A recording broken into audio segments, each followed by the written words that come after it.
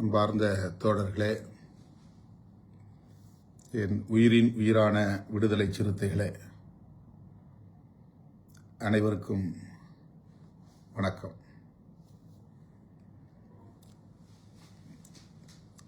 தேர்தல் வாக்குப்பதிவுக்கு பின்னர்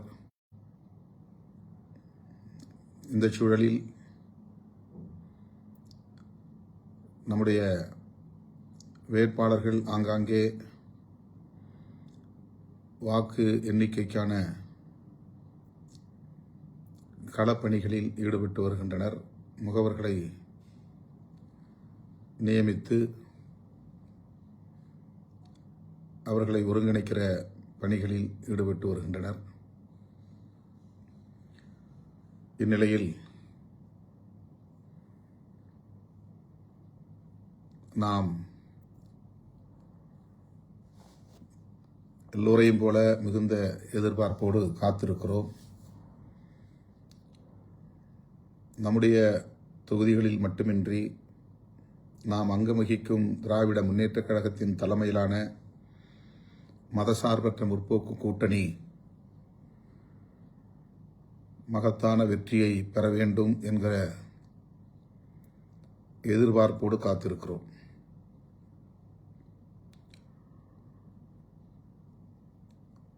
ஏறத்தாழ 10 நாட்களுக்கு மேலாக நான் நம்முடைய வேட்பாளர்கள் போட்டியிடும் தொகுதிகளோடு தோழமை கட்சிகளின் வேட்பாளர்கள் போட்டியிடும் தொகுதிகளுக்கும்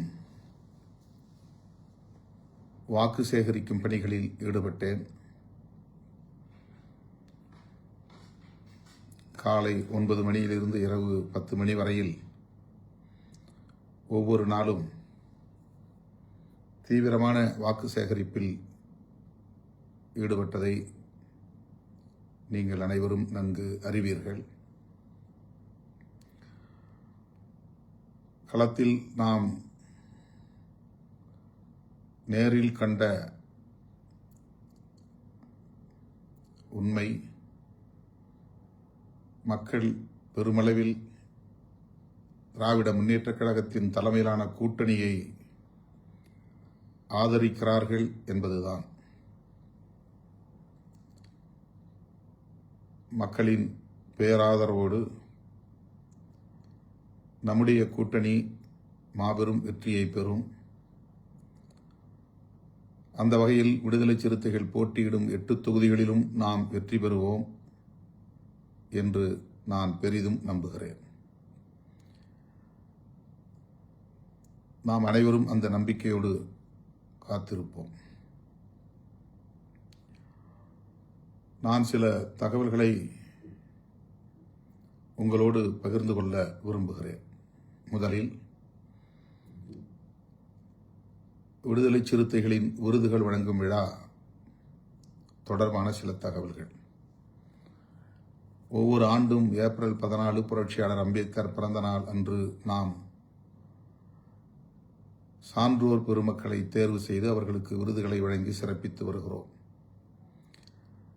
தேர்தல் வரும் ஆண்டுகளில் இது அவ்வப்போது தள்ளி போகிறது.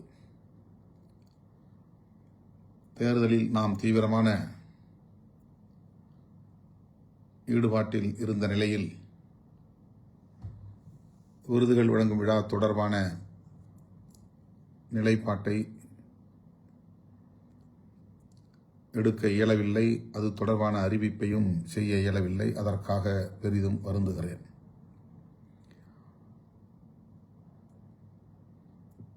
தேர்தல் முடிவுகளுக்கு பிறகு விருதுகள் வழங்கும் விழாவையும் நாம் நடத்தியாக வேண்டும். ஏற்கனவே நாம் எடுத்த முடிவின் அடிப்படையில் தமிழ் தேசிய எழுச்சி மாநாட்டையும் நடத்தியாக வேண்டும். இந்த 2 முக்கியமான நிகழ்வுகள் நமக்கு உள்ளன. இது தொடர்பாக நான் ஓரிரு நாட்களில் விருதுகள் வழங்கும் விழா எந்த தேதியில் நடைபெறும் என்பது குறித்தும், தமிழ் தேசிய எழுச்சி மாநாடு மே 17 என்று நாம் ஏற்கனவே அறிவித்திருக்கிறோம். ஆனால் அவ்வாறு திட்டமிட்டவாறு மே 17 அன்று நடத்த இயலாது. ஆகவே எந்த தேதியில் அந்த மாநாட்டை நாம் நடத்த இருக்கிறோம் என்பது குறித்தும் தேர்தல் முடிவுக்கு பின்னர், ஆனால் மாநாடு தள்ளி போகிறது. ஜூன் மாதம் அல்லது அதற்கு பின்னர் ஏதேனும் ஒரு நாளில், ஜூலையிலோ ஆகஸ்டிலோ நாம் அதை நடத்தலாம் என்று எண்ணியிருக்கிறோம். அது தொடர்பான அறிவிப்பை தேர்தல் முடிவுக்கு பின்னர் அறிவிப்பேன் என்பதையும் தெரிவித்துக் கொள்கிறேன்.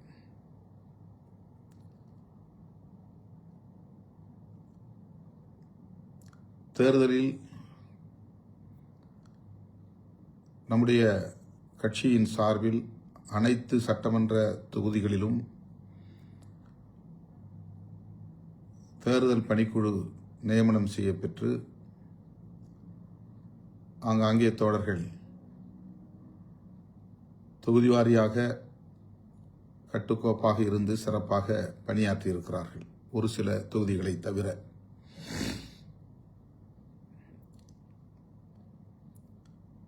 அது தொடர்பான தகவல்கள் திரட்டப்பட்டு வருகின்றன.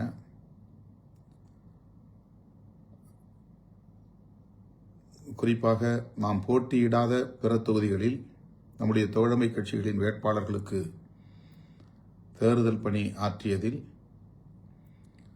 ஒரு சில தொகுதிகளில் இருந்து தோழர்கள் ஒற்றுமையாக இருந்து பணியாற்றவில்லை என்கிற தகவல்கள் வந்துள்ளன. அது குறித்து தகவல்கள் திரட்டப்பட்டு வருகின்றன.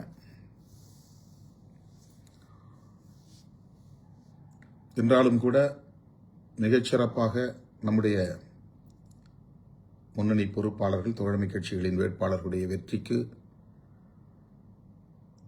பணியாற்றியிருக்கிறார்கள், தீவிரமாக வாக்கு சேகரித்திருக்கிறார்கள். தோழமை கட்சிகளை சார்ந்த வேட்பாளர்கள் விடுதலை சிறுத்தைகளின் பணிகள் குறித்து என்னை தொடர்பு கொண்டு பெருமிதத்தோடும் நன்றியோடும் சுட்டிக்காட்டியிருக்கிறார்கள். அந்த வகையிலே நான் களப்பணி ஆற்றிய அத்தனை தோழர்களுக்கும் என்னுடைய பாராட்டுதல்களையும் நன்றியையும் தெரிவித்துக் கொள்கிறேன். விரைவில் மாவட்ட செயலாளர்கள் கூட்டம் ஒருங்கிணைக்கப்படும். அந்த தேதியும் பின்னர் அறிவிக்கப்படும். தேர்தல் பணிக்குழுவை சார்ந்தவர்களும், அதாவது இந்த தேர்தலை ஒட்டி ஒவ்வொரு சட்டமன்ற தொகுதிக்கும் நியமனம் செய்யப்பட்ட மேற்பார்வையாளர்கள் மற்றும் ஒருங்கிணைப்பு குழுவை சார்ந்தவர்கள், மாவட்ட செயலாளர்கள் உட்பட மீண்டும் அழைக்கப்படுவார்கள். இந்த தேர்தல் களப்பணிகள் குறித்த மீளாய்வு, அதாவது ரிவ்யூ நடைபெறும். அதற்கான தேதி பின்னர் அறிவிக்கப்படும்.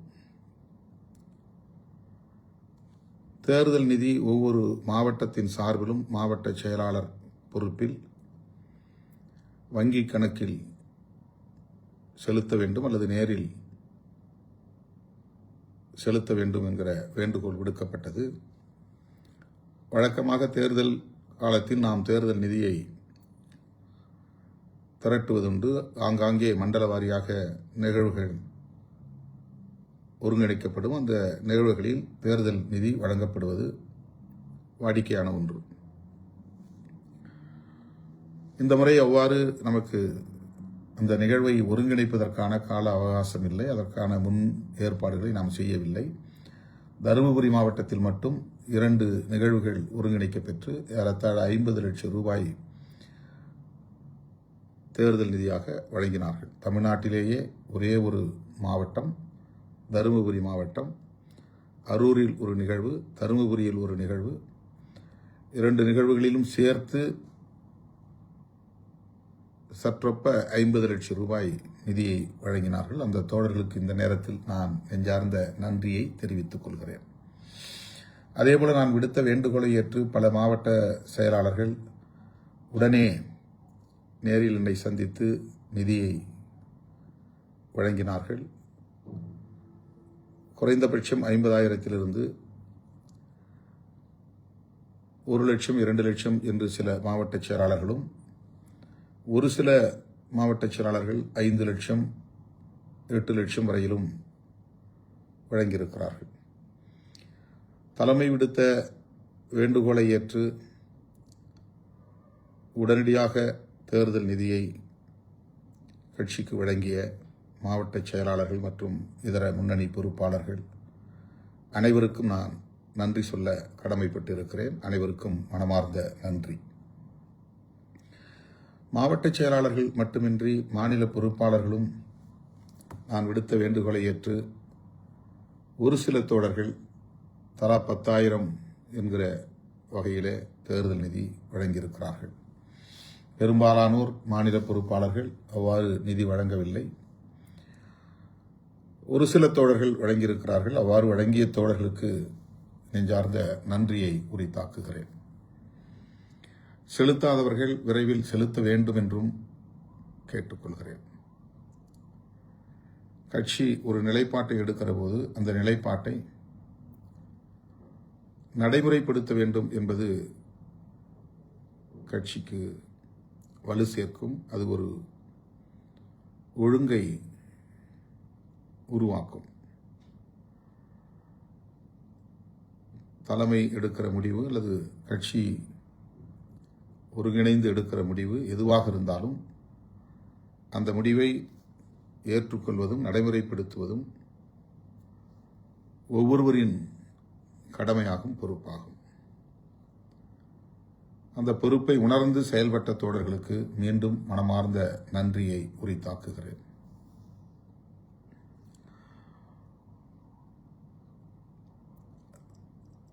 மதசார்பற்ற முற்போக்கு கூட்டணி மாபெரும் வெற்றியை பெறப்போகிறது. அதிலே எந்த மாற்று கருத்தும் இல்லை. நான் ஏற்கனவே சொன்னது போல் கூட்டணி பலம் அதற்கு முதன்மையான காரணம். கடந்த 5 ஆண்டுகளில் திமுக அரசு பெண்களை மையப்படுத்தி தீட்டிய திட்டங்கள், மாணவ செல்வங்களை மையப்படுத்தி தீட்டிய திட்டங்கள், வெற்றிகரமாக அவற்றை நடத்தி நடைமுறைப்படுத்தி நிகழ்த்தியிருக்கிற சாதனைகள் நமக்கு கூடுதல் வலு சேர்ப்பதாக அமைந்துள்ளன. மூன்றாவதாக, இந்த கூட்டணி கொள்கை பிடிப்புள்ள ஒரு கூட்டணி என்பதை நாம் அடுத்தடுத்து நடைபெற்ற தேர்தல்களின் மூலம் உறுதிப்படுத்தி இருக்கிறோம்.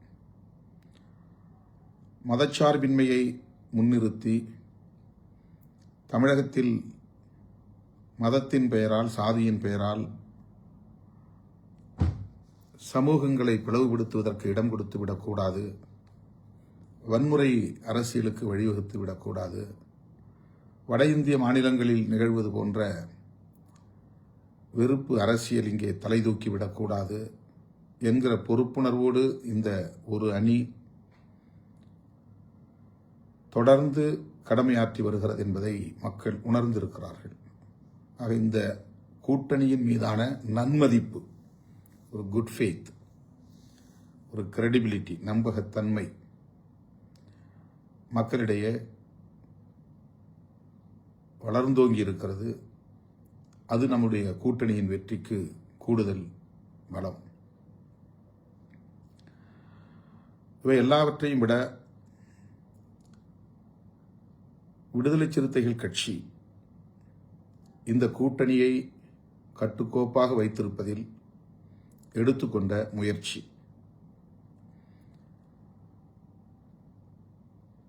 கடந்த 2 ஆண்டுகளுக்கு மேலாக மதசார்பற்ற முற்போக்கு கூட்டணியை எப்படியாவது சீர்குலைத்து விட வேண்டும், சிதறடித்து விட வேண்டும், பலவீனப்படுத்தி விட வேண்டும் என்று கங்கணம் கட்டிக்கொண்டு பலர் பல்வேறு முயற்சிகளை மேற்கொண்டார்கள்.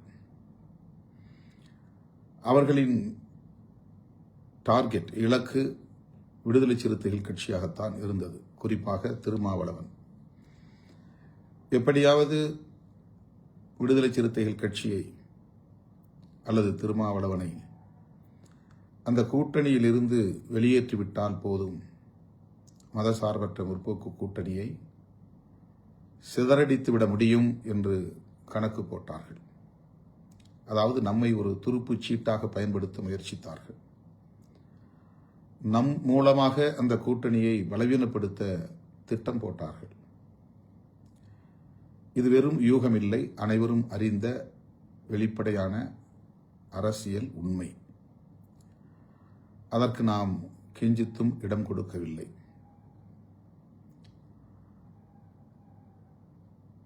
எந்த ஆசை காட்டுதல் அல்லது மயக்குதல் போன்ற அந்த காரணங்களை முன்னிறுத்தி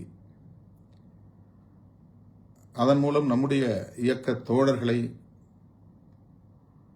அந்த கூட்டணியிலிருந்து எப்படி வெளியேற்ற முடியும் என்கிற முயற்சியில் தொடர்ந்து ஈடுபட்டு வந்தனர்.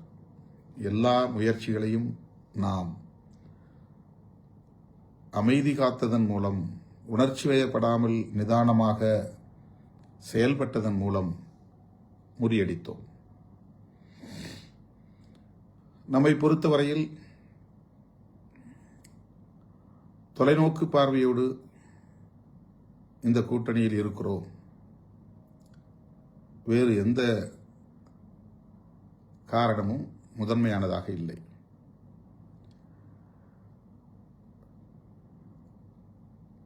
மதவாத சக்திகள், சாதியவாத சக்திகள் பல்வேறு முகமூடிகளை அணிந்து கொண்டு களத்திற்கு வந்திருக்கிறார்கள் என்பதை நாம் அறிவோம். அவர்கள் வலுப்பெற்றால் நாம் பேசும் அரசியலுக்கே பெரும் தீங்கு விளைந்துவிடும். எதிர்காலத்தில் இந்த அரசியலையே நம்மால் பேச முடியாத ஒரு சூழல் உருவாகிவிடும். சாதியின் பெயரால், மதத்தின் பெயரால் சமூக நீதி அரசியலை பின்னுக்கு தள்ளுகிற சதி முயற்சிகள் பல முனைகளில் இருந்தும் நடந்தன. அவற்றையெல்லாம் மிக இலகுவாக நாம் புறந்தள்ளிவிட்டு நாம் எடுத்த நிலைப்பாட்டில் உறுதியாக இருந்தோம். அந்த உறுதிப்பாட்டை பாராட்டுவதற்கு பதிலாக நம்மை கொச்சைப்படுத்துகிற முயற்சிகளில் ஈடுபட்டார்கள். திமுகவுக்கு நாம் துணை நிற்கிறோம் என்கிற அந்த ஒரு கோணத்தில் இருந்து மட்டுமே நம்முடைய நிலைப்பாடுகளை அவர்கள் அணுகினார்கள், அலசினார்கள். கூடுதல் இடங்களை பெறுவதற்கு வாய்ப்பிருந்தும் திருமாவளவன் அந்த முயற்சியை மேற்கொள்ளவில்லை. இது ஒரு விமர்சனம். ஒடுக்கப்பட்ட மக்களுக்கு எதிராக இந்த அரசு இருக்கிறது. ஆனாலும் திருமாவளவன் அந்த அரசை ஆதரிக்கிறார். அதற்கு வேங்கவேல் ஒரு சான்று என்று பேசினார்கள். இதெல்லாம் ஒடுக்கப்பட்ட மக்களின் மீதான நல்லெண்ணத்தின் அடிப்படையில் அல்ல, அவர்களுக்கு நீதி கிடைக்க வேண்டும் என்கிற பொருளில் அல்ல. நாம் அந்த களத்தில் எவ்வளவு நேர்மையாக நின்று மக்களுக்காக, மக்களோடு நின்று போராடி இருக்கிறோம் என்பதை பாதிக்கப்பட்ட மக்களே நன்கு அறிவார்கள். ஆனால் இப்படியெல்லாம் சில காரணங்களை முன்வைத்து நம்மை அந்த கூட்டணியில் இருந்து வெளியேற்றுவதற்கு பெருமுயற்சியை மேற்கொண்டார்கள். நாம் அதற்கு இணங்கவில்லை, உணர்ச்சி வயப்படவில்லை. அதற்கு ஒரே காரணம், நாம் அங்கம் வகிக்கிற அந்த கூட்டணி நம்முடைய கூட்டணி, நாம்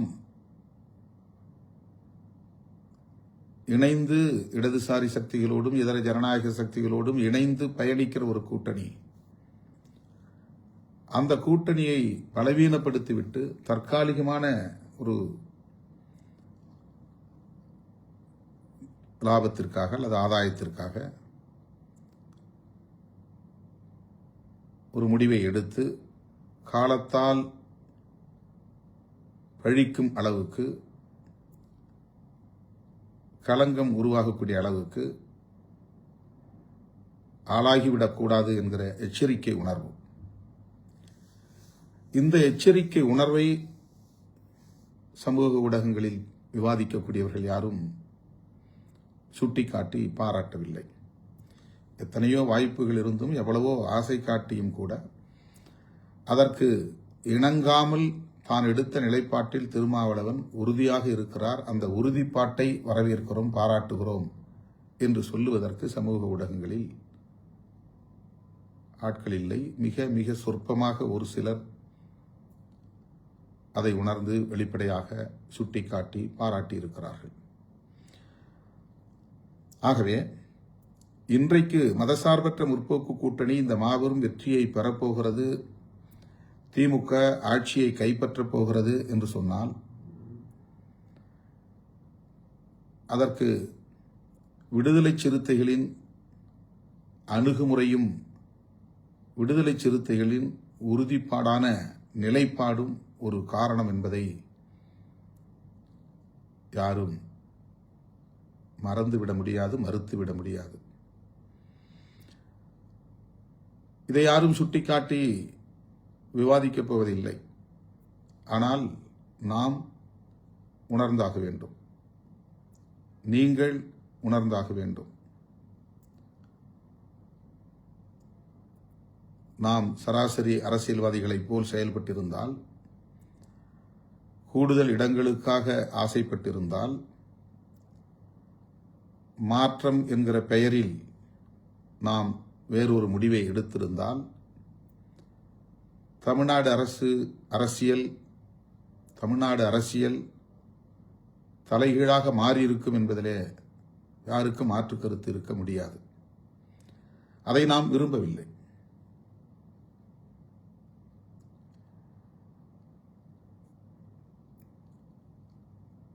தேர்தல் தொகுதி பங்கீடு தொடர்பான பேச்சுவார்த்தையின் போது இரட்டை இலக்கத்தில் நமக்கு இடம் வேண்டும் என்று உயர்நிலைக்குழுவிலே நாம் தீர்மானம் போட்டோம். தொடர்ந்து அதை வலியுறுத்தி வந்தோம். ஆனாலும் நம்மால் இரட்டை இலக்கத்தை எட்ட முடியவில்லை. அதற்கு நான் முரண்டு பிடிக்கவில்லை. பேரம் என்கிற பெயரில் இழுபறி நிலையை உருவாக்கவில்லை. கூட்டணியில் ஒரு சங்கடமான சூழலை உருவாக்க நான் விரும்பவில்லை. அது கூட்டணியை பலவீனப்படுத்துவதற்கு காரணமாக அமைந்துவிடக்கூடாது, யாருக்கும் தீனி போடக்கூடாது என்கிற பொறுப்புணர்வோடு நானே ஒரு முடிவெடுத்து ஒப்பந்தத்தில் கையெழுத்திட்டேன். மேலோட்டமாக பார்த்தால் அது ஒரு ஏமாளித்தனம் போல் தெரியும். பொறுப்புணர்வோடு ஆய்வு செய்து பார்த்தால் அதில் நம்முடைய பெருந்தன்மையை புரிந்து கொள்ள முடியும், நம்முடைய தொலைநோக்கு பார்வையை புரிந்து கொள்ள முடியும், நம்முடைய கொள்கை பிடிப்பை உணர்ந்து கொள்ள முடியும், நம்முடைய ஆளுமை திறனை அறிந்து கொள்ள முடியும், நமக்கு இருக்கிற அரசியல் புரிதலை உணர முடியும். ஆனால் அதையும் பலர் இங்கே கொச்சைப்படுத்தினார்கள், இன்னும் கொச்சைப்படுத்துவார்கள். அவற்றையெல்லாம் நாம் பொருட்படுத்த தேவையில்லை. இப்போது எக்ஸிட் போல் தேர்தலுக்கு பிந்தைய கருத்து கணிப்பு வெளிவந்திருக்கிறது. பல நிறுவனங்கள் திமுக கூட்டணி மகத்தான வெற்றியை பெறும், திமுக மீண்டும் ஆட்சியை கைப்பற்றும் என்றெல்லாம் முடிவுகளை வெளியிட்டிருக்கிறார்கள். ஒரு சில நிறுவனங்கள், RSS பின்னணி உள்ள நிறுவனங்கள், பாஜக ஆதரவு நிறுவனங்கள், வலதுசாரி கருத்தியலை உயர்த்தி பிடிக்கிற சில சக்திகள் அதற்கு மாறான கருத்து கணிப்பை வெளியிட்டிருக்கிறார்கள். இந்த கருத்து கணிப்புகளை நாம் பொருட்படுத்த தேவையில்லை. நாம் களத்தில் நிற்பவர்கள், மக்களோடு நிற்பவர்கள், மக்கள் உணர்வுகளை புரிந்து கொள்ளும் வாய்ப்பை பெற்றவர்கள், 4 சுவர்களுக்கு இடையிலே அமர்ந்து அரசியல் கணக்குகளை ஆய்வு செய்யக்கூடியவர்கள் அல்ல. மக்களின் நாடி பார்த்து நாம் காய்களை நகர்த்துகிறோம். ஆகவே எப்படி கணக்கு போட்டு பார்த்தாலும் திமுக கூட்டணிதான் பெரும் வெற்றியை பெறும் என்பதிலே இரண்டாவது கருத்து இருக்க முடியாது. திமுக அல்லது திமுக கூட்டணிக்கு எதிரான வாக்குகளை பலர் போட்டி போட்டு பிரிக்கிறார்கள், பங்கு போடுகிறார்கள். பொதுவாக திராவிட கட்சிகளுக்கு, திமுக அதிமுக ஆகிய இரு கட்சிகளுக்கு எதிரான ஒரு கருத்து இந்த அரசியல் களத்தில் நீண்ட காலமாக இருந்து வருகிறது. எதிர்ப்பு வாக்குகளும் இருந்து வருகின்றன. அந்த எதிர்ப்பு வாக்குகளை ஒவ்வொரு காலகட்டத்தில் அவ்வப்போது தோன்றிய மாற்று அரசியல் சக்தி என்று அடையாளப்படுத்திக் கொண்ட அரசியல் கட்சிகள் பெற்றிருக்கின்றன அல்லது பங்கு போட்டிருக்கின்றன. ஆகவே இந்த முறை திமுகவை எதிர்த்து அல்லது திமுக கூட்டணியை எதிர்த்து களத்திலே நிற்கும் அதிமுக தலைமையிலான கூட்டணி, விஜய் தலைமையிலான கட்சி, சீமான் தலைமையிலான கட்சி, இவர்கள் அத்தனை பேருக்குமே திமுக எதிர்ப்பு என்கிற ஒன்றுதான் பிரதானமான முதன்மையான அரசியல், அல்லது திமுக கூட்டணி எதிர்ப்பு என்பதுதான் முதன்மையான அரசியல். அவர்கள் மூவரும் அவரவர் சக்திக்கு ஏற்ப இந்த எதிர்ப்பு வாக்குகளை பகிர்ந்து கொள்கிறார்கள், பிரித்துக் கொள்கிறார்கள். புதிதாக களம் காணுகிற தமிழக வெற்றிக் கழகம் திமுக அதிமுக ஆகிய இரண்டு கட்சிகளுக்கும் எதிரான வாக்குகளை பெருவாரியாக பிரித்துக் கொள்ள இருக்கிறார். ஆனால் தனித்த ஒரு சக்தியாக அவர் திமுக அதிமுக அல்லது திமுக கூட்டணி அதிமுக கூட்டணி ஆகிய இரண்டு கூட்டணிகளையும் பின்னுக்கு தள்ளி ஆட்சியை கைப்பற்றும் அளவுக்கான வலிமையை அவர் பெற்றிருக்கவில்லை. அதற்கான வாய்ப்பே இல்லை. ஆக எப்படி கணக்கு போட்டு பார்த்தாலும் திமுக வெற்றி பெறும், திமுக கூட்டணி வெற்றி பெறும் என்கிற போது நாம் போட்டியிடக்கூடிய 8 தொகுதிகளிலும் நாம் வெற்றி பெறுவதற்கான வாய்ப்பு மிக பிரகாசமாக இருக்கிறது என்று நான் நம்புகிறேன். எனவே அந்த நம்பிக்கையோடு நாம் மே 4ஆம் தேதியை வரவேற்போம். முடிவு எதுவாக இருந்தாலும் நம்முடைய அரசியல் களம் நீர்த்து போகாது. நம்முடைய பயணம் வழக்கம் போல வேகம் பெறும், இன்னும் தீவிரமடையும். இயக்கத் தோழர்கள் அந்த புரிதலோடு மே 4ஆம் தேதியை வரவேற்போம் என்பதை தெரிவித்துக் கொள்கிறேன். ஒரு வார இதழில் நம்முடைய கட்சியை குறிவைத்து தொடர்ந்து அடுத்தடுத்து 2 கட்டுரைகளை வெளியிட்டிருக்கிறார்கள். அது தொடர்பாக நம்முடைய தோழர்கள் சமூக ஊடகங்களில் கருத்துக்களை பதிவிட்டு வருகிறார்கள். அதை பொருட்படுத்த தேவையில்லை, கடந்து போவோம். விடுதலை சிறுத்தைகள் கட்சி புரட்சியாளர் அம்பேத்கர், தந்தை பெரியார், மாமேதை காரல் மார்க்ஸ் ஆகிய மாமனிதர்களின் கொள்கை வழியில் மக்களை அரசியல் படுத்தி வருகிறது. வெறும் தேர்தலுக்காக உருவாக்கப்பட்ட கட்சி அல்ல. உருவாக்கிய உடனேயே ஆட்சி அதிகாரம்தான் எங்கள் இலக்கு என்று நாம் மக்களிடத்தில் முறையிடவில்லை. எங்களுக்கு ஒரு வாய்ப்பு தாருங்கள் என்றும் நாம் கோரிக்கை வைக்கவில்லை. சமூக மாற்றத்தை ஏற்படுத்த வேண்டும்.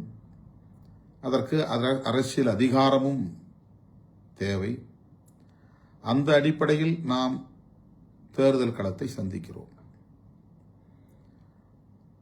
தேர்தல் களமே நமக்கு முதன்மையானதல்ல, ஆட்சி அதிகாரமே நம்முடைய ஒரே இலக்கும் அல்ல.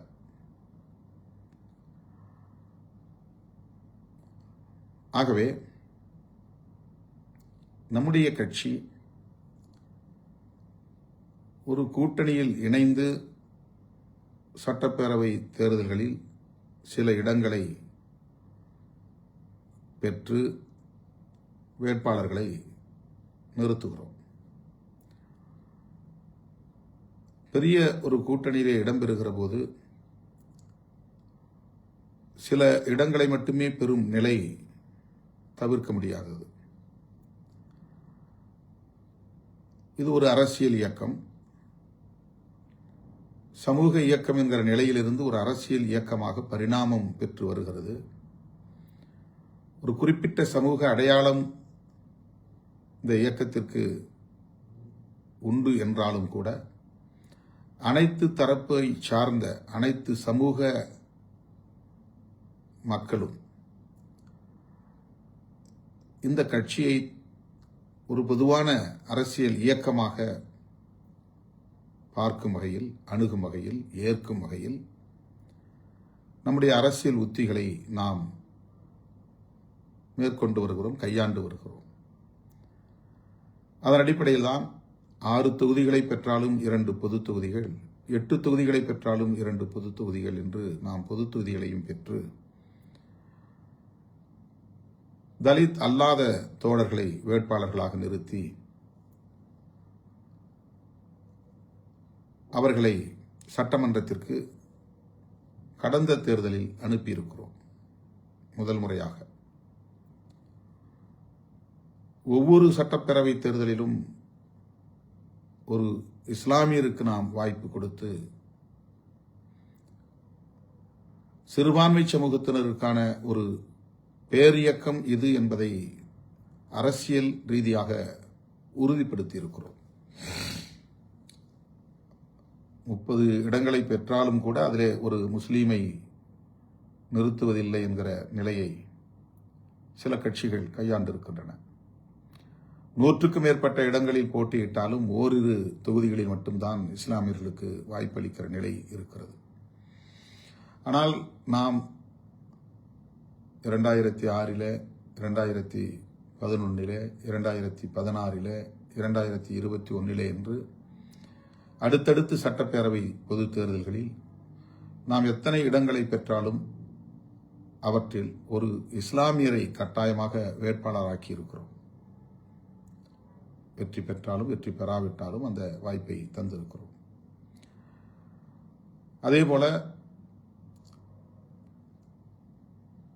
ஒரு ஓபிசி சமூகத்திலிருந்து அல்லது எம்பிசி சமூகத்திலிருந்து ஒரு வேட்பாளரை நிறுத்த வேண்டும் என்கிற அடிப்படையில் கடந்த முறை தம்பி பாலாஜியை திருப்போரூரில் நாம் நிறுத்தினோம். அவரும் வெற்றி பெற்றார். தம்பி ஷானவாஸ் அவர்களும் வெற்றி பெற்றார். 4 பேரில் 2 பேர் பொது தொகுதிகளில் வெற்றி பெற்றார்கள். இது ஒரு அரசியல் இயக்கம் செய்ய வேண்டிய ஒரு நடைமுறை, கையாள வேண்டிய ஒரு உத்தி. ஒரு சமூக இயக்கம் என்கிற நிலையிலிருந்து அரசியல் இயக்கமாக பரிணாமம் பெறுகிற ஒரு நிலையில் நாம் இந்த உத்திகளை எல்லாம் கையாளுகிறோம். 5 ஆண்டுகளுக்கு ஒரு முறை சட்டப்பேரவை தேர்தல் என்கிற போது ஒவ்வொரு தேர்தலிலும் பலர் பொது தொகுதிகளில் தங்களுக்கு இந்த முறை வாய்ப்பு கிடைக்கும் என்று எதிர்பார்ப்பதும், அப்படி அந்த வாய்ப்பு வழங்கப்படாத நிலை வரும்போது அவர்கள் ஏமாற்றமடைவதும் ஒரு தொடர்கதையாக இருக்கிறது. ஆகவே பொது தொகுதிகளில் நாம் வேட்பாளர்களை மாற்றுவது தவிர்க்க முடியாததாக மாறுகிறது. பொது தொகுதிகளில் மட்டுமல்ல, மொத்தமாக. ஏனென்றால் மிக குறைவான இடங்களை நாம் பெறுகிற போது புதிய புதிய ஆட்களுக்கும் நாம் வாய்ப்பு தர வேண்டும் என்கிற ஒரு நிலைப்பாட்டை புறந்தள்ள முடியாது. அந்த கோரிக்கை வலுவாக எழுகிறது. கட்சி வலுப்பெற அதிகாரத்தை நோக்கி நகர முன்னணி பொறுப்பாளர்களிடையே போட்டி வலுக்கிறது. 2001 நான் தேடி ஆட்களை பிடித்து போட்டேன். 2006 கூட வேட்பாளர்கள் மிக குறைவாகத்தான் நம்மிடத்திலே போட்டி போட்டார்கள். ஆனால் 2011 அது அதிகரித்தது, 16 இன்னும் அதிகரித்தது, 21 மேலும் ஒரு தொகுதிக்கு 10 பேர் என்கிற அடிப்படையில் போட்டி அதிகரித்தது. இப்போது 2026 சட்டப்பேரவை பொதுத் தேர்தலில் 2050 பேர் 234 தொகுதிகளில் இருந்தும் விருப்ப மனுக்களை வழங்கியிருந்தார்கள். அதிலே வட மாவட்டங்களில் ஒரு தொகுதிக்கு 100 பேர் 150 பேர் என்கிற அடிப்படையிலே விருப்ப மனு செய்திருந்தார்கள். அதில் ஒரு சிலர் ஒருவருக்கே 10 விருப்ப மனு, 15 விருப்ப மனு என்றெல்லாம் கொடுத்தார்கள். என் பெயரில் மட்டும் பல தோழர்கள் கிட்டத்தட்ட 100க்கும் மேற்பட்ட விண்ணப்பங்களை செய்திருந்தார்கள். ஆக 2026 விருப்ப மனு கொடுத்தவர்களின் எண்ணிக்கை பெருகி இருக்கிறது. அந்த போட்டி என்பது அதிகரித்திருக்கிறது. வெறும் 5000 ரூபாய் விருப்ப மனுக்கு நாம் செலுத்த வேண்டும் என்று சொல்லியிருந்தோம். அதன்படி பார்த்தால் ஏறத்தாழ 1.25 கோடி ரூபாய் அந்த விருப்ப மனு செலுத்தியதிலேயே வங்கி கணக்கில் சேர்ந்தது. அந்த 1.25 கோடி ரூபாயில் 1 கோடி ரூபாயை எடுத்து நாம் தேர்தல் செலவில் பயன்படுத்தினோம்.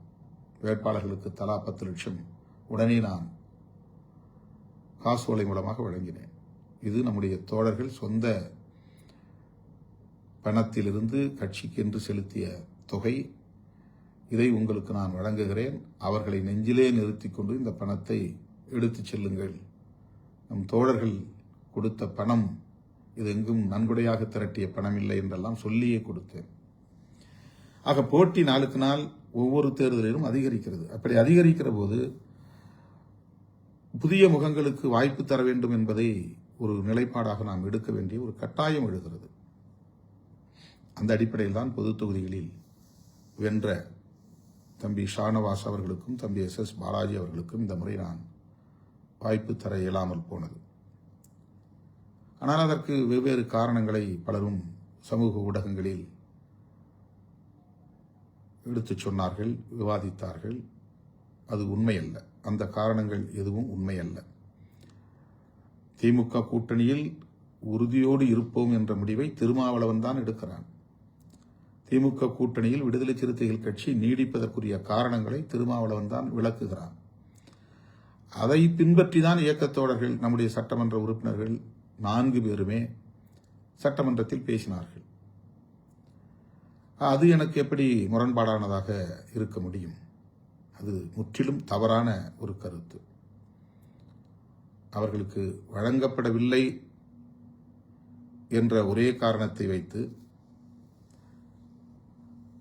திமுகவுக்கு அவர்கள் நெருக்கமாக இருந்தார்கள். அதனால்தான் 3 பேருக்கும் பனையூர் பாபு உட்பட வழங்கவில்லை என்று சொன்னார்கள். இது முற்றிலும் தவறானது என்பதை ஏற்கனவே நான் விளக்கிவிட்டேன். புதிய முகங்களுக்கு வாய்ப்பு தர வேண்டும் என்பது ஒவ்வொரு கட்சியிலும் இருக்கிற நடைமுறைதான். திராவிட முன்னேற்ற கழகத்திலே கூட 60 பேருக்கு புதிய முகங்களுக்கு 60 புதிய முகங்களுக்கு வாய்ப்பு தந்திருக்கிறார்கள். அப்படி என்றால் 60 பேர் பழைய சிட்டிங் MLAs. அந்த வாய்ப்பு மறுக்கப்பட்டிருக்கிறது. அதை பற்றி யாருமே பேசவில்லை. விடுதலை சிறுத்தைகளை பற்றி மட்டும் பேசுகிறார்கள்.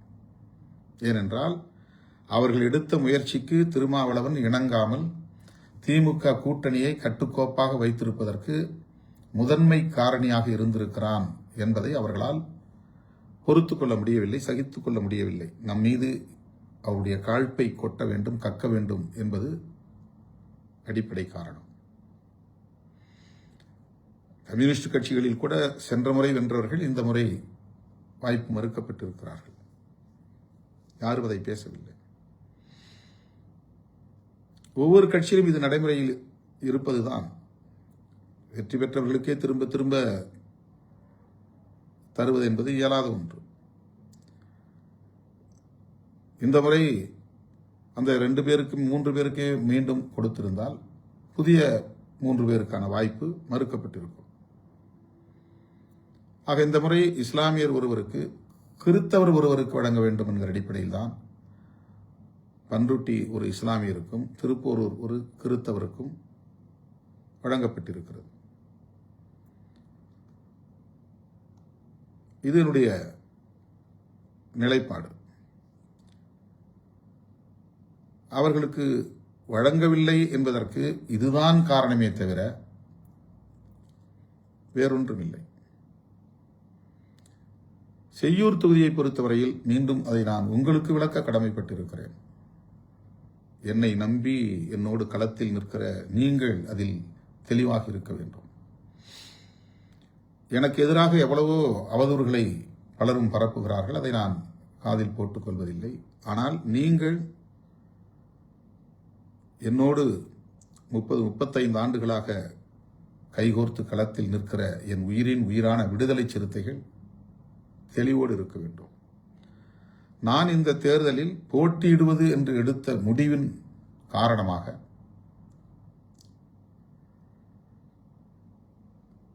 ஒரு அதிர்ச்சி அல்லது பலருக்கும் வியப்பை தருகிற ஒரு நிலை உருவானது. ஏன், என்ன காரணம்? இவர் எம்பியாக இருக்கிறார். இன்னும் 3 ஆண்டுகள் பதவி காலம் இருக்கிறது. எம்பி பதவியை ராஜினாமா செய்துவிட்டு சட்டமன்ற தேர்தலில் போட்டியிட வேண்டும் என்று ஏன் இவர் முடிவெடுத்தார்? பலரும் தங்களுடைய யூகங்களை எல்லாம் செய்திகளாக்கிக் கொண்டிருந்தார்கள். அதற்குரிய காரணங்களை நான் விளக்கியிருக்கிறேன். நான் தேர்தலில் போட்டியிடப் போகிறேன் என்பது குறித்து முன்கூட்டியே யாரிடத்திலும் நான் விவாதிக்கவில்லை. அதற்கு காரணம், அதிலே எனக்கு ஒரு 2வது கருத்தும் இருந்ததுதான். வேண்டாம் என்கிற 2ஆம் கருத்தும் இருந்தது. போட்டியிட வேண்டும் என்கிற ஒரு கருத்தும் இருந்தது. வேண்டாம் என்கிற ஒரு கருத்தும் இருந்தது. ஆகவே இது குறித்து நான் முன்னணி தோழர்களிடத்திலே, பொதுச் செயலாளர்கள் உள்ளிட்ட முன்னணி தோழர்களிடத்திலே முன்கூட்டியே கலந்து பேசவில்லை.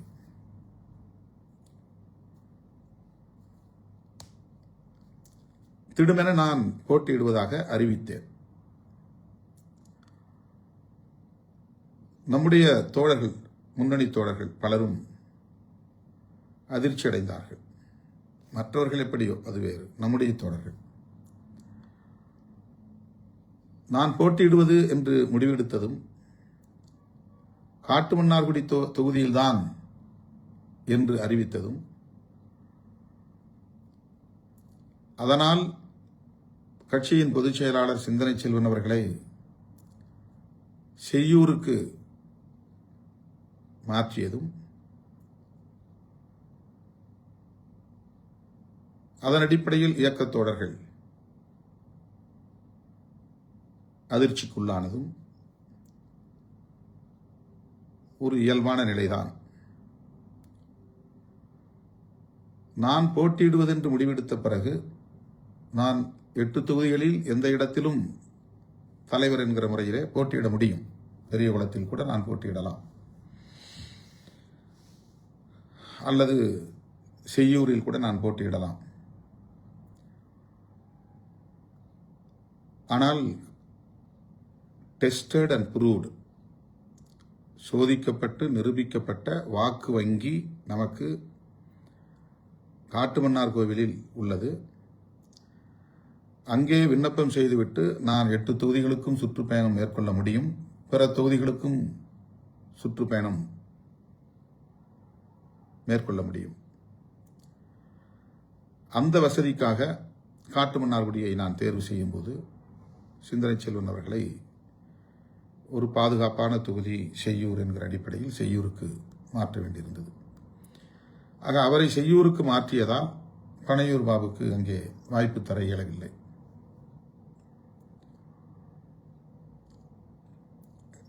கட்சியில் அவர் சேர்ந்தவுடனேயே சமூக ஊடகத்தின் ஊடக மையத்தின் முதன்மை செயலாளர் என்கிற பொறுப்பை அவருக்கு வழங்கி அவரை சிறப்பித்திருக்கிறோம்.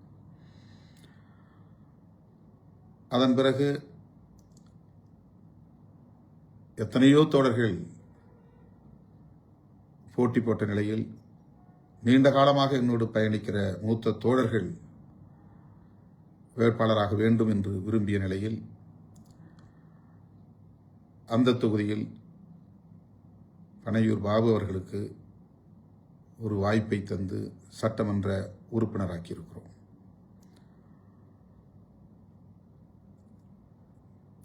முன்னணி தோழர்கள் பலரும் இப்படி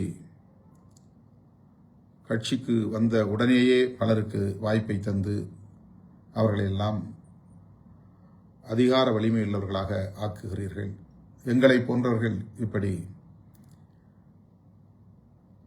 இன்னும் அந்த இடத்தை தொட முடியாத நிலையில் இருக்க வைத்திருக்கிறீர்களே என்று அப்போது பேசியிருக்கிறார்கள், வருத்தப்பட்டிருக்கிறார்கள். அதன் பின்னர் வழக்கம் போல நான் எடுத்த முடிவுக்கு முழுமையான ஒத்துழைப்பை நல்கி அரும்பாடுபட்டு அந்த தொகுதிகளில் 4 இடங்களில் நாம் வெற்றி பெறுவதற்கு பணியாற்றியிருக்கிறார்கள், ஒத்துழைத்திருக்கிறார்கள். ஆகவே ஒருமுறை சட்டமன்றத்திற்கு செல்லுகிற வாய்ப்பு அவருக்கு கிடைத்திருக்கிறது. ஒரு முறை சட்டமன்றத்திற்கு செல்லுகிற வாய்ப்பு தம்பி ஷானவாஸுக்கு கிடைத்திருக்கிறது, தம்பி SS பாலாஜிக்கு கிடைத்திருக்கிறது என்கிற நிலையில் அந்த இடத்தில் புதிதாக யாரேனும் ஒருவருக்கு வாய்ப்பு தரலாம் என்கிற அடிப்படையில் நான் எடுத்த முடிவுதான் அந்த முடிவு. வேறு எந்த காரணமும் இல்லை. யார் என்ன யூகங்களை பேசினாலும் அது உண்மை இல்லை.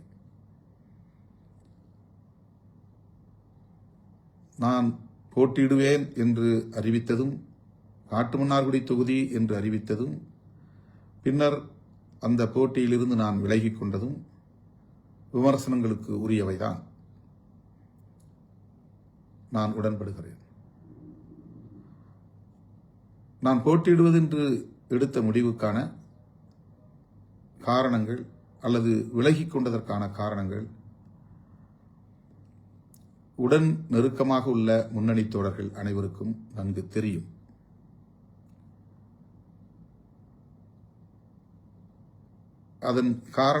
அதற்கான காரணங்களை நான் ஓரளவுக்கு விளக்கியும் சொல்லியிருக்கிறேன்.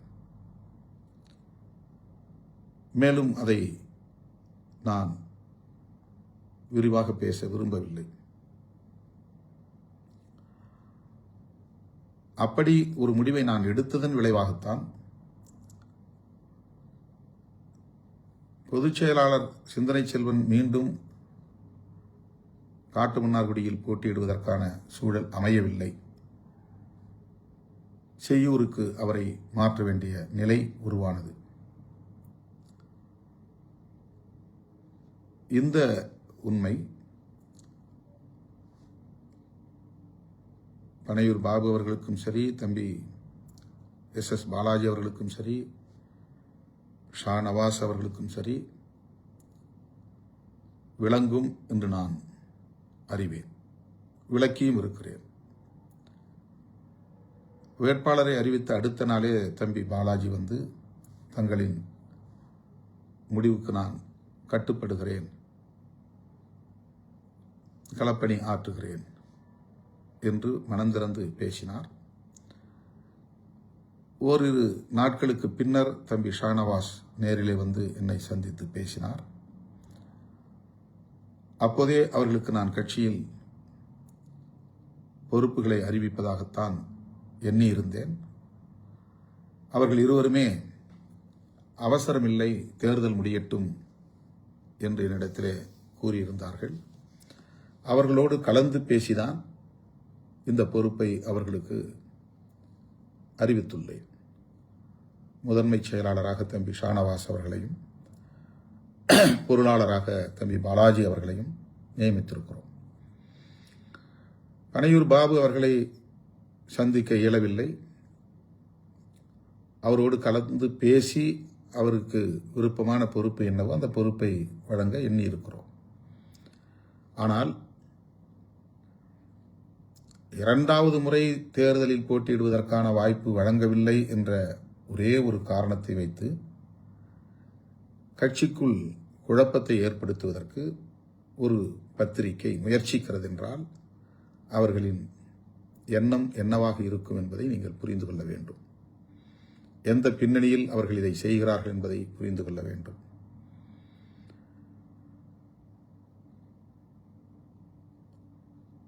அதாவது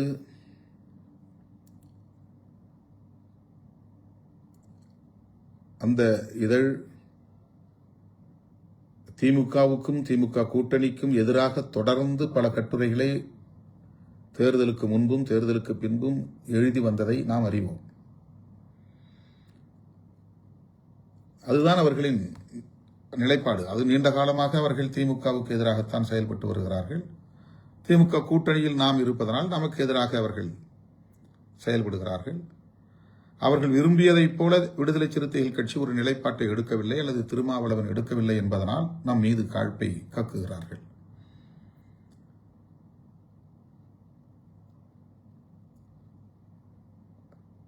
தோழர்களே, விடுதலை சிறுத்தைகள் கட்சி ஒரு நெடுங்கால கனவை சுமந்து களத்தில் பணியாற்றிக் கொண்டிருக்கிறது. புரட்சியாளர் அம்பேத்கர் கண்ட கனவு ஒரு மதசார்பற்ற தேசத்தை கட்டமைக்க வேண்டும், அது ஒரு சமத்துவ இந்தியாவாக அமைய வேண்டும் என்பதுதான் மாமனிதர் புரட்சியாளர் அம்பேத்கர் அவர்களின் நெடுங்கால கனவு. அதற்காக அவர் வகுத்து கொடையளித்திருப்பது அரசமைப்பு சட்டம். அந்த அரசமைப்பு சட்டத்தின் உயிர்மூச்சு கோட்பாடுகளுள் ஒன்று மதச்சார்பின்மை. அந்த மதச்சார்பின்மை என்கிற ஒரு மகத்தான கோட்பாட்டுக்கு ஊறு விளைவிக்கும் உள்நோக்கம் கொண்ட கட்சிகள் நமக்கு எதிராக நிற்கின்றன. வெளிப்படையாக கூட்டணி அமைத்தும் களத்தில் நிற்கிறார்கள். நம்மை போலவே அரசியல் பேசிக்கொண்டே இந்த மதசார்பின்மை, சமத்துவம், சமூக நீதி போன்றவற்றுக்கு எதிரான சக்திகளோடு உறவாடிக்கொண்டே களத்தில் இருப்பவர்களும் இருக்கிறார்கள்.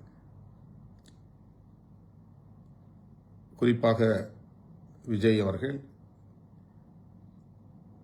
பாஜக எங்கள் கொள்கை எதிரி என்று சொன்னார். அந்த ஒற்றை சொல்லை தவிர இதுவரையில் அடுத்த வார்த்தை பாஜகவுக்கு எதிராக அவர் பேசியதே இல்லை. அவருடைய நோக்கம் திமுக ஆட்சியை இங்கிருந்து அப்புறப்படுத்த வேண்டும் என்பது மட்டும்தான். அந்த ஆட்சியை அப்புறப்படுத்திவிட்டால் அடுத்து யார் ஆட்சிக்கு வருவார்கள் என்பதை பற்றி அவருக்கு கவலை இல்லை. பாஜக அங்கம் வகிக்கும் அதிமுக வந்தாலும் அவருக்கு பிரச்சனை இல்லை. ஆக அந்த நோக்கில் தான் அவர் செயல்படுகிறார் என்பதை தேர்தல் களத்தில் நாம் அம்பலப்படுத்தி இருக்கிறோம். அந்த கருத்துக்கு வலு சேர்க்கக்கூடிய சக்திகளுள், அந்த நோக்கமுள்ள சக்திகளுள் ஒன்றுதான் நமக்கு எதிரான கட்டுரையை வெளியிட்டிருக்கிற ஒரு இதழ். அவர்கள் எப்போதும் நம்மை ஊக்கப்படுத்தியதில்லை, அங்கீகரித்ததில்லை. கடந்த காலங்களிலும் நமக்கு எதிராக எத்தனையோ பல கட்டுரைகளை வெளியிட்டிருக்கிறார்கள் என்பதை நாம் அறிவோம். அதற்காக நாம் அவர்களுக்கு எதிரான எந்த அவதூறிலும் நாம் ஈடுபட்டதில்லை, எதிர்வினை ஆற்றியதில்லை. அவர்கள் மட்டுமல்ல, எந்த ஊடகமும் நம்மை பெரிதாக உயர்த்தி பிடித்ததில்லை, ஒரு பொருட்டாகவும் நம்மை எடுத்துக்கொண்டதில்லை. அதை பற்றி நாம் கவலைப்பட்டதும் இல்லை, கவலைப்பட போவதும் இல்லை. நாம் மக்களோடு களத்தில் நிற்கிறோம், மக்களோடு எப்போதும் போராடி கொண்டே இருப்போம். மக்கள் நம்மை ஏற்றுக்கொள்ளும் காலம் வரையில் தீவிரமாகவே நாம் பணியாற்றுவோம்.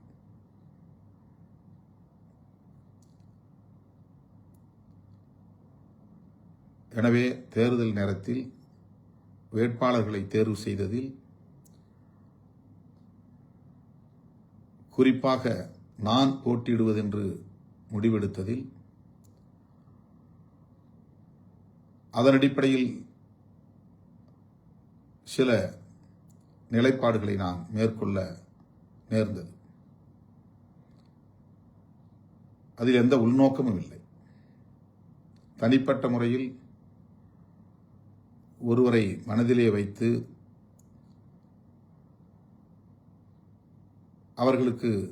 அவர்களுக்காக தொகுதி வாங்க வேண்டும் என்றோ அல்லது அவர்களுக்காக தொகுதியை வாங்கக்கூடாது என்றோ ஒருபோதும் நாம் சிந்தித்ததில்லை. நமக்கு தென் மாவட்டங்களிலும் இடம் வேண்டும், மேற்கு மாவட்டங்களில் ஏதேனும் ஒரு சில இடங்களாவது வேண்டும், டெல்டா மாவட்டங்களில் வேண்டும், வட மாவட்டங்களில் மட்டுமின்றி தமிழ்நாடு முழுவதும் பரவலாக நாம் போட்டியிட வேண்டும். அப்போதுதான் அரசியல் களத்தில் ஒரு தாக்கத்தை ஏற்படுத்த முடியும், அனைத்து தரப்பு மக்களின் நன்மதிப்பையும் பெற முடியும், அவர்களின் நல்லாதரவை வென்றெடுக்க முடியும் என்கிற அடிப்படையில்தான் 2001 தொடர்ந்து கூட்டணியில் பேச்சுவார்த்தை நடக்கும் போதெல்லாம் நான் பெருமுயற்சிகளை மேற்கொண்டிருக்கிறேன்.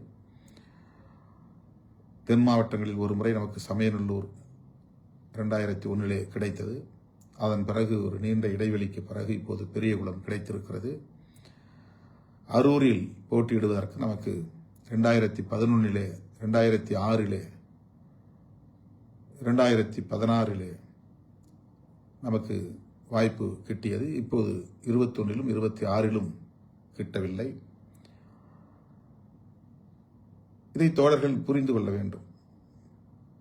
நம்முடைய இயக்க தோழர்களே கூட, முன்னணி தோழர்களே கூட அவர்களை மட்டுமே மனதில் வைத்துக் கொண்டு சில கருத்துக்களை பேசுகிறார்கள். வாங்கினால் எனக்கு தர வேண்டும் என்பதற்காகவே வாங்கவில்லை என்று கருதும் நிலை. அப்படித்தான் ஒரு தம்பி கட்சியை விட்டே வெளியேறி புதிய கட்சியை தொடங்கினார். அவர் இப்போதும் காட்டுமன்னார்குடி குறித்து நான் எடுத்த நிலைப்பாட்டை விமர்சிக்கிறார். 15 ஆண்டுகள் ஆகிறது அவர் கட்சியை விட்டு போய். யாரோ எவரோ திருமாவளவனுக்கு எதிராக பேச வேண்டும் என்று தூண்டுகிறார்கள், பேசுகிறார்கள். அவர்கள் எல்லோரும் எங்கிருந்தாலும் வாழ்க என்று சொல்லுகிறவன், வாழ்த்துகிறவன் திருமாவளவன். யார் மீதும் தனிப்பட்ட ஒரு பகை உணர்வு, விமர்சனம் எனக்கு இல்லை. எனவே என் உயிரின் உயிரான விடுதலை சிறுத்தைகளே, யார் என்ன அவதூறுகளை பரப்பினாலும் அவற்றை பொருட்படுத்த வேண்டாம். எல்லோரும் இந்த இயக்கத்திற்காக தம்மால் இயன்ற பங்களிப்பை செய்திருக்கிறார்கள் என்கிற நம்பிக்கையோடு தான் அனைவரையும் நான் அரவணைத்து செல்கிறேன். நாம் 10க்கும் மேற்பட்ட இடங்களில் போட்டியிடக்கூடிய வாய்ப்பு வந்திருந்தால் இந்த 4 பேருக்கும் அப்படியே வாய்ப்பை தந்துவிட்டு புதிதாக ஒரு 6 பேருக்கு வாய்ப்பு தரும் நிலை ஏற்பட்டிருக்கும். அந்த எண்ணிக்கையை நம்மால் இன்னும் எட்ட முடியவில்லை என்பதுதான் அதற்கு காரணம். இதை முன்னணி தோழர்கள், வாய்ப்பு இழந்த கணையர்பாபு உள்ளிட்ட அனைவரும் உணர்வார்கள் என்று நான் நம்புகிறேன். மே 4 விடுதலை சிறுத்தைகளின் வலிமையை உலகம் உணரும் முடிவுகள் வெளிவரும். விடுதலை சிறுத்தைகள் தான் உண்மையாக இங்கே ஒரு தீர்மானிக்கிற சக்தி, தமிழக அரசியலை தீர்மானித்த சக்தி என்பதை மே 4 தேதியன்று வெளிவர இருக்கிற முடிவுகள் உணர்த்தும். வரலாறு விடுதலை சிறுத்தைகளுக்கான இடத்தை, உரிய இடத்தை தரும். எனவே நம்பிக்கையோடு பயணிப்போம். அனைவருக்கும் வாழ்த்துக்கள். நன்றி.